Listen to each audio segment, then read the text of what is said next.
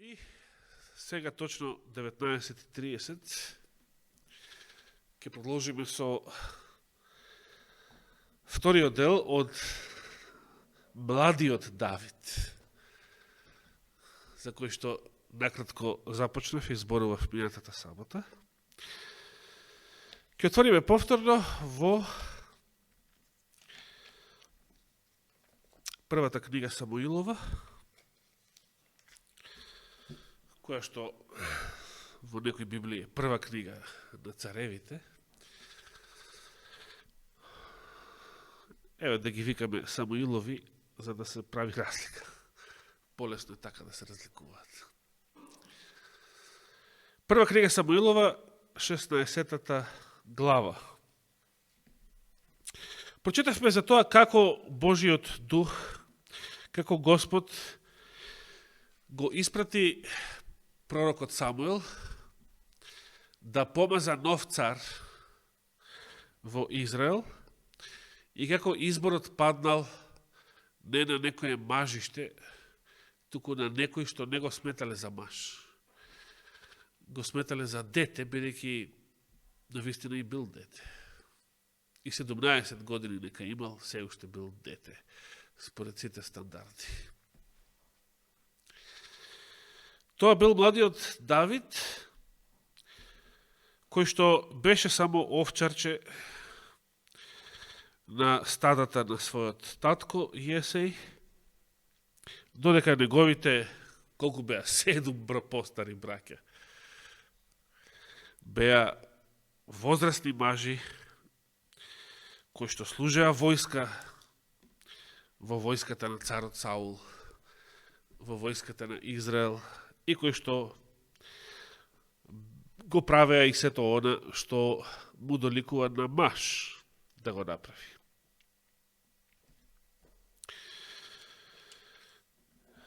Помазувањето на Давида требаше да биде тајно,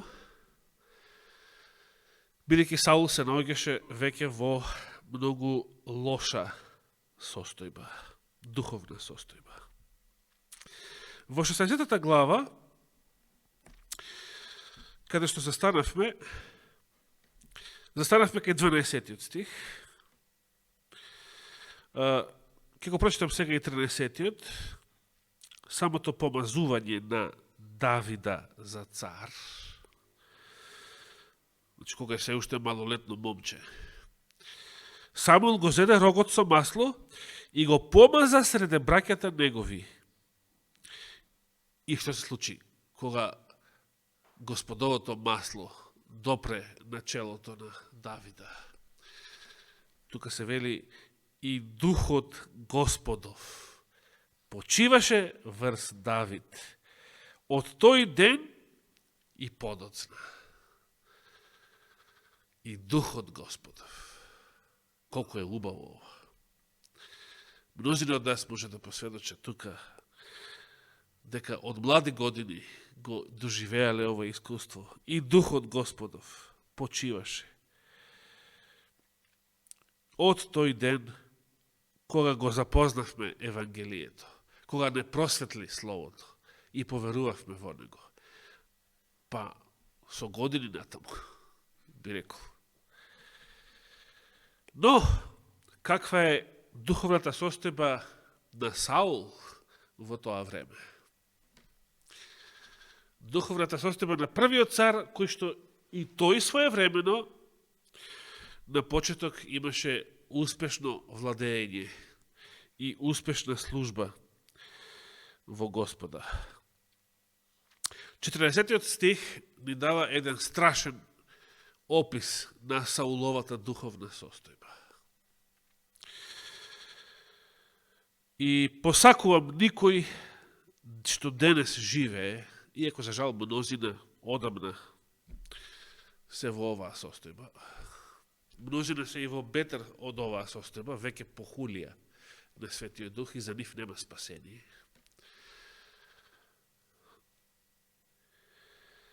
А од Саул отстапи Духот Господов. Ова само по себе е доволно страшно.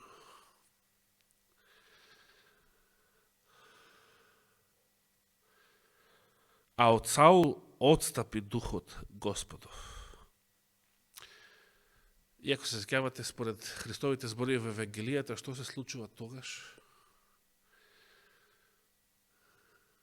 Кога од мене ќе отстапи духот Господов, што се случува со овој дом, со ова живеалиште, како што го нарекува моето тело?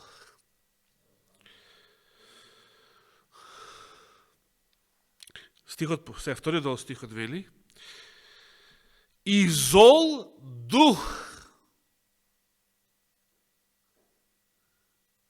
И сега, видите што кажува тука текстот. Испратен од Господ го мачеше. Се сеќавате во една прилика, во една друга прилика, тоа е, мислам, прва Царевите 22 глава, ако се сеќавам добро. Во времето на пророкот Михеј, синот Јемлин, предходно истиот цар Ахав, царот на Северното царство,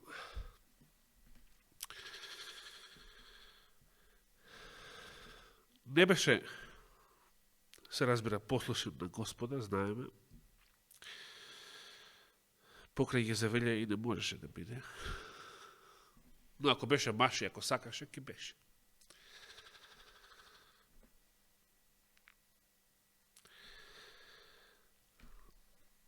Библијата е во едно место, таму кај Царевите, ни дава една сцена. Еднаш имавме посебно проучување за тоа. Не сеќавам само кога беше. Мислам, беше пред 3-4 години. Како, значи, Михеј требаше, тоа не е овој библискиот Михеј, што има книгата на Михеј, тоа е еден друг Михеј, од пред Вавилонското робство, значи, од времето на царот Ахав, наречен е Михеј син Јемлин. Ахав не ги слушаше неговите совети, ако се сеќавате. Зошто? Самиот рече, затоа што секојаш не ми се свига овој пророк. Не го сакам овој пророк. Има еден куп валови пророци, кои што му зборуваат убави работи, кои што му ласкаат или му се подлизуваат, како што денес се вели. Но, Михеј не му се допагал на Ахав. Зошто не му се допагал? Самиот вели, затоа што секогаш ми прорекува лоши работи. Никогаш добро не ми прорекува. Само лошо ми прорекува. Но, ајде не ја должам сега, преки не ни е тоа темата. Само ќе ме подсетам, предходно Библијата ни дава една задкулисна сцена. Што се случува во невидливиот свет. Невидлив за овие смртни очи, инаку. Видлив за сите, што се веќе безсмртни. Вели, како многу духови беа собрани пред Господа, и самиот Господ ги прашува духовите, значи ангелите ги прашува, кој може да го излаже Ахава, да го измами и на кој начин? И се јавува еден, бидејќи пред Христа, пред крстот, сите демони имале пристап во Божите дворави. Но после крстот немаат образ да се појават било каде горе. После крстот сатаната и демоните беа, како што вели апостол Павле во Колосјаните, разголени до крај. Толку, значи, раскринкани, што повеќе нема што, кај да се, кого ќе лаже таму. Може тука се уште да лаже еден куп грешници кои што и сакаат да бидат лажени. Но горе веќе не може да лаже никого. И нема лице да се појави. Но тогаш можело, со векови пред Христа, и се јавува еден дух и му вели на Господа, и јас ке го излажам. И како? Јас ќе отидам и ќе бидам лажлив дух во устата на неговите пророци. На кои пророци? На лажните валови пророци. Оние што Илија ги заклаа, нели? Па Илија, па што, колку лош човек, па тој бил. Според стандардите на денешна политичка коректност и новиот светски поредок и сета медиумска пропаганда во која што живееме. Михај бил лош затоа што зборувал и прорекувал лоши работи, а Илија 10 пати полош, Илија ги закла. Илија ги третираше како прасиња валовите пророци. Зошто се вели испратен од Господ? Зошто Стариот Завет на многу места кажува како Господ да го наредува или да го организира она што го прават и демоните, она што го прават, значи и неговите непријатели. Затоа што Господ, тоа е вистината, Господ има контрола над се што се случува. И ништо не е надвор од неговата контрола. Сорос, Морос и други Божии непријатели можат да менуваат и да рушат влади. Меѓутоа Данијел вели дека Господ е тој што ги менува и ги руши и поставува нови власти. Се што прават другиве луѓе, па дури и Божите непријатели, е веќе што предвидено од негова страна. Ништо не може да избега од неговата контрола. Господ и сега дозволил нешто што само по себе е природен закон. Кој ќе отстапи Божиот дух од мене, во мене се вселуваат 7 полоши демони од оние што сум ги имал пред да поверувам. Тоа е природен закон. И зашто Господ дозволува тие, не само дозволува туку како да он ги испраќа, така гласи писмото. Затоа што Господ сака да се покаја. Затоа што Господ сака Саул да се покае. А како ќе се покае тврдото срце, освен ако не биде треснат од земја. Со некое проклество, со некоја неволја, со нешто што, бидејќи кога живеат во тебе демони, тоа нема да биде среќен и благословен живот. Како што завршуваат приказните човечки. И од тогаш живеа двајцата среќно и весело. Така само кога ќе дојде Господ и од тогаш натаму. Или кога ќе создаде новата земја поточно и од тогаш натаму. Кога ќе биде избришана секоја солза. Но сега дури и најверните праведници ќе се мачат. И ќе дојде време кога и праведниците ќе ридаат и ќе овкаат и ќе плачат за сите гадости што се случуваат и во црквата и во светот воопшто. А камо ли безбожниците? Оние како што отстапил Господовиот дух и сега зол дух ги мачи, како што го мачеше Саул, имаат само една шанса, а тоа е повторно да се понизат, повторно да се покајат и да се вратат кај Господа. Во случајот на Саул, што значеше тоа? Еве практичен пример од проповета што ја чувме ова претпладне. Овдека на ова место. Власта е заразна. Саул, за да ја спаси својата душа, можеше да... Значи, Господ рече, Самуил му рече, Господ те отврли, повеќе да не бидеш цар. Така. И ќе помаза друг на твое место. Што требаше да направи Саул сега, за да се ослободи од злиот дух? И да се врати кај Господа, и да се врати Божиот благослов врз него. Што требаше да направи? И со тоа да се спаси душата, да има вечен живот. Требаше да се покае, се разбира за сите своји поранешни гревови и да се повлече од власта, бидејќи државата не е негова, ова е теократија, Божјата држава. И Господ е тој што ги бира и ги сменува царевите и во Божјата, во својата држава, значи во Стариот Израел. Саул, само тоа му беше единствениот пат, единствената опција за да се врати Божиот дух кај него. Да, со покаяние, понизност и штом Господ решил да има друг цар, а тоа е Божја држава, не е моја, јас ништо не треба да сметам дека губам ако се повлечам. Ама зошто Саул не се повлече?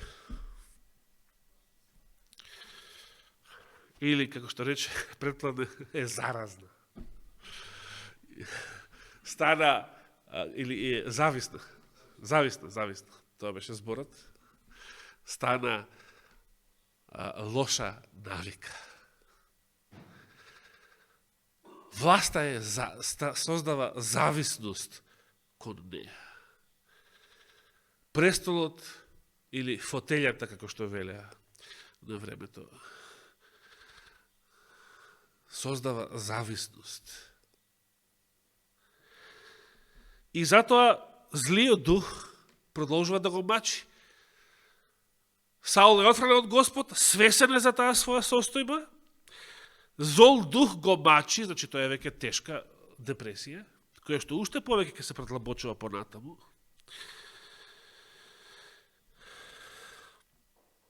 Но Саул не го прави единственото што може да го ослободи од таа ситуација, затоа што сака и понатаму да биде цар, сака и да биде на власт и готово. И не магарешки. Колку мене заради тоа ќе ја загубат својата душа и со векови после Саул до ден денес. 15 стих вели: и му рекоа на Саул неговите слуги: ете, зол дух од Бога те мачи. И сега чаре решение. Нашиот Господар нека заповеда на слугите своји што се пред тебе да побараат човек што знае да свири на харфа и кога лошиот дух од Бога ќе дојде врз тебе, тој свирејќи со рака ќе те успокојува. Интересно. Тоа беше, значи, советот на платените кралски советници на царот Саул. И по Божје провидение, тоа беше приликата за кој да дојде во царскиот двор, во царската палата и да му служи на царот со својата харфа. Младиот Давид. Елена Вајд пиша многу убави зборови во Патриарси и пророци. По Божје провидение се случило овој совет што му го дале на Саула, неговите советници, за да биде повикан Давид во неговиот двор. Токму оној кој што Самуил го помаза во тајност, се уште, за нареден цар на Израел. Зошто Господ сакал Давид уште веднаш, после своето помазание, макар и на овој начин, уште веднаш да има пристап во царската палата и да престојува таму, секогаш кога ќе биде потребен. Елена Вајд вели, затоа што Господ сакал Саул од прва рака и од близу да го гледа животот, како се одвива животот на царското семејство, на царските дворјани, на самиот цар, како изгледа да бидеш цар, со други зборови. И конкретно вели, уште од почеток, значи уште од млади години, да се запознае и со сите сплетки, интриги, со сето она што се случува во политиката. Во тоа време, во Сауловата палата. Веќе толку била широка тогашната политика. Колку што била неговата палата, без денешните медиуми. Саул требало да се запознае со царскиот начин на живот и уште тогаш да ги запознае и сите опасности, што нему ќе му лебдат или ќе го демнат кога ќе биде цар. Кога самиот ќе заповеда од престол и во царска, ќе живее во царска палата. Тоа било, значи, по Божие провидение. И Давид не само што бил добар ловец и бранител, чувар на своите стада, подоцна ќе му рече на Саул, слугата твој дури и со лавови имаше работа. Се разбира, не голорак, како Самсон, но со својата праќа. Освен тоа, Давид имал и еден друг интересен талент, а тоа бил музичкиот талент. И затоа е наречен и псалмист или псалмопевец. Бидејќи повеќето псалми подоцна тој ги напишал, некои од нив се напишани уште од млади негови години.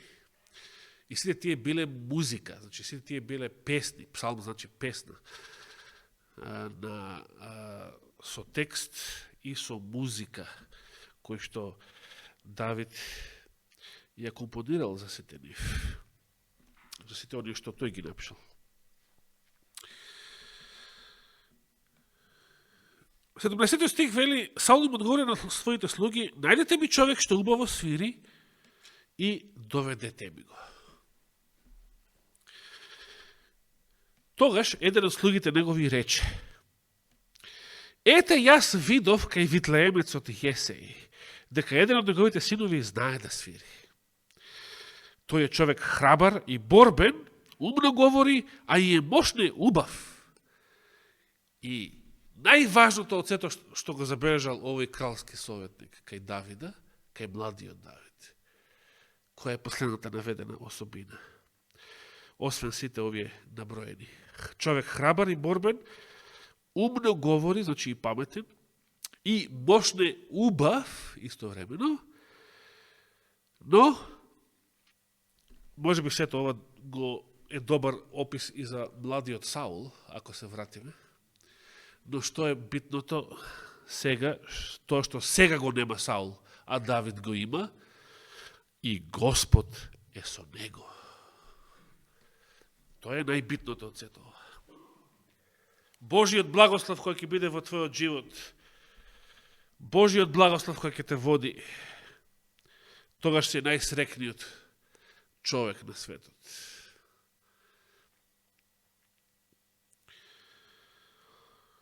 Саул прати известител кај Јесеј и рече, испрати ми го синот свој Давид, кој е со стадото. Давид и појата му си бил овчар, откако бил помазан за цар. Јесеј зеде магаре натоварено со леп, и еден меф вино и едно јаре, па ги испрати со синот свој Давид кај Саул. Интересно. Како сакал Јесеј да го дарува царот. Давид дојде кај Саул и се представи пред него. Тој многу му се допадна на Саул и му стана оруженосец, вели овој превод, или, како што се сеќавам, штитник, мислам беше во Даничич, не се сеќавам добро. Давид го биваше да ракува и со оружје, а беше истовремено и музичар, талентиран музичар и поет. 22 стих. И Саул испрати да му кажат на Јесеј, нека служи Давид кај мене, бидејќи стекна благонаклоност во моите очи. И најважниот стих за вечерва, што сакам да го проанализираме, е последниот 23 стих од оваа глава. Видите што вели. И секогаш, кога злиот дух доаѓаше врз Саул, или секогаш кога ќе го фатеше бесот, Давид ја земаше харфата, свиреше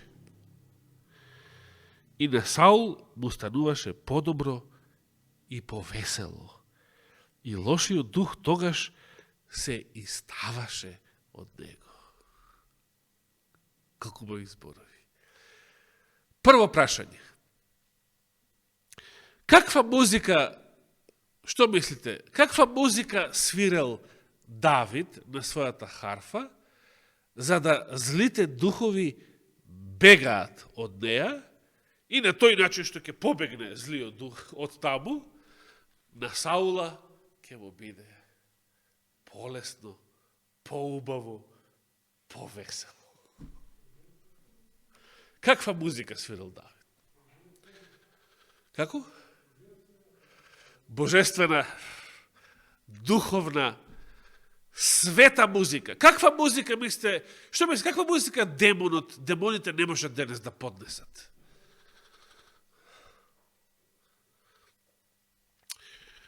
Дали демоните ќе побегнат од диско музика? Дали демоните ќе побегнат од чочек? Ајде се јави Турчина.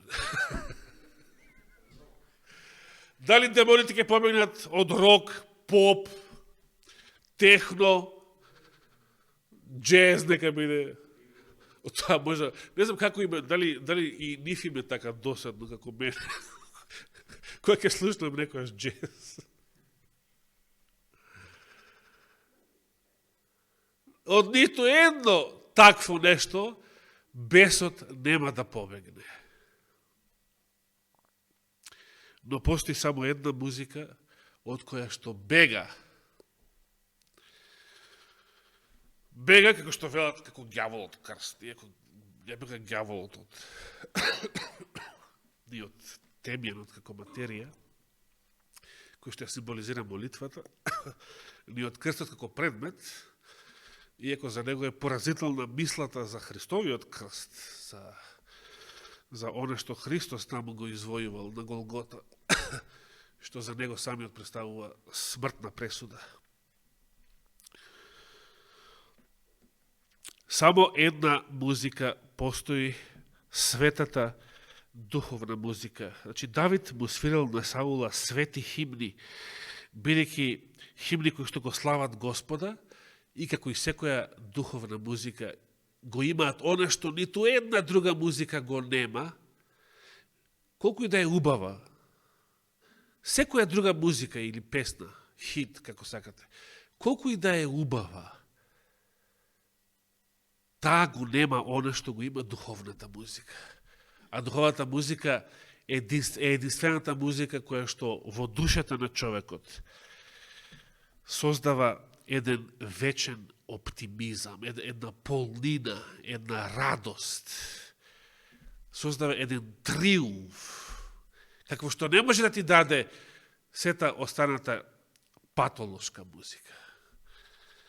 Јас така нарекувам музика патолошка, за на патологија. Колку и да е убава некоја музика, ако е патолошка, што опејува? Ги опејува човечкиот неуспех, човечките порази, промашена љубов, неуспешна љубов.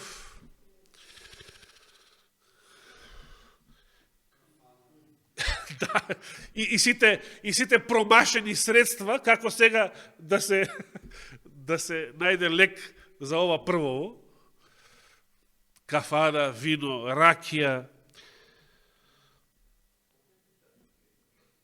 Така. Упаклу горичеш. Проклета си. Не знам шо. Глупости. Но ја одразуваат реалноста на грешниот свет, бидејќи таква е реалноста. Луѓето патат и затоа создаваат таква музика. Зошто? Па бидејќи патат, како поинаку.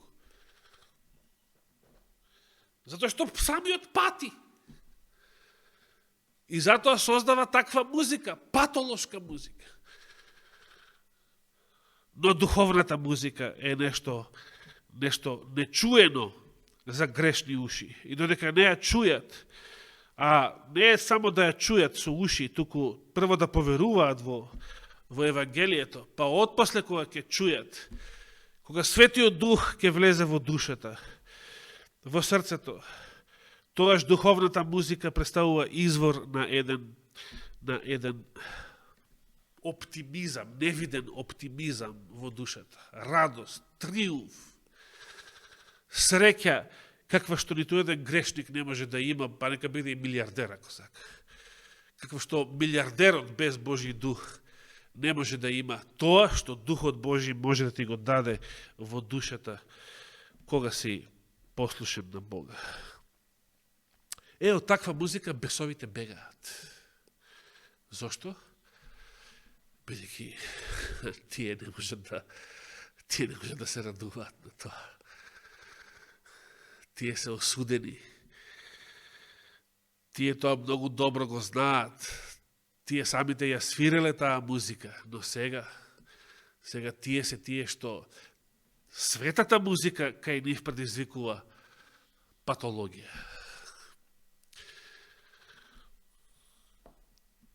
Демоните, барем некои од нив, и ден денес имаат болна носталгија по новиот Ерусалим, по она што некогаш го имале и како некогаш живееле.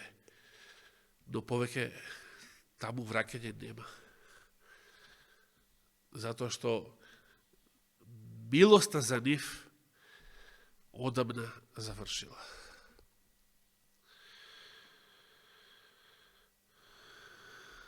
За мнозина луѓе исто така милоста одамна завршила.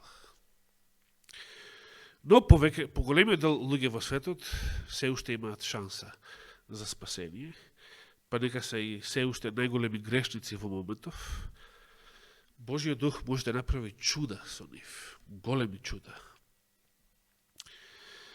Првата, значи, служба на младиот Давид во Сауловата палата,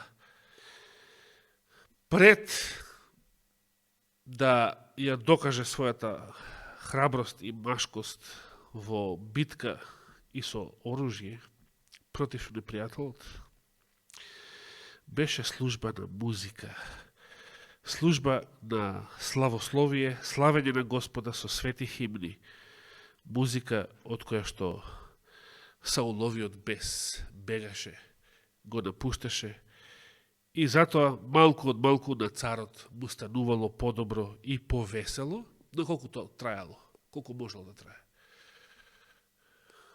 Додека бесот, како што вели Исус, одејќи шетајќи по безводни места, по пусти места, ќе му здосади, шо акам ја овдека, комува без глава, да ја се вратам онаму, од кај што искочив. Тоа не било трајно решение, бидејќи трајно решение, трајен лек за Сауловата незавидна состојба бил само еден. Да се покае за сите своји гревови, да ги исповеда сите своји гревови, да се понизи, да ја фрли во прав сета своја гордост и да се повлече од престолот. Само тогаш Божиот Дух повторно ќе се вратеше кај него и само тогаш тоа ќе беше трајниот лек. А дури и светите химни не можеа да бидат тоа, туку само едно привремено олеснување, и тоа само затоа што демонот не поднесува света музика. Ако даде Господ живот и здравие, следната сабота ќе продолжиме со третиот дел од младиот Давид, или тоа веќе може и да се нарече Давид и Голијат, односно ќе продолжиме со 17-та глава. А до тогаш ви посакувам Господ и Господовиот Дух да ве благословат во текот на ова седмица и да ви дадат едно ново искуство, еден нов благослов и еден нов живот во Исуса Христа. Нека му е фала и слава вечно. Амин.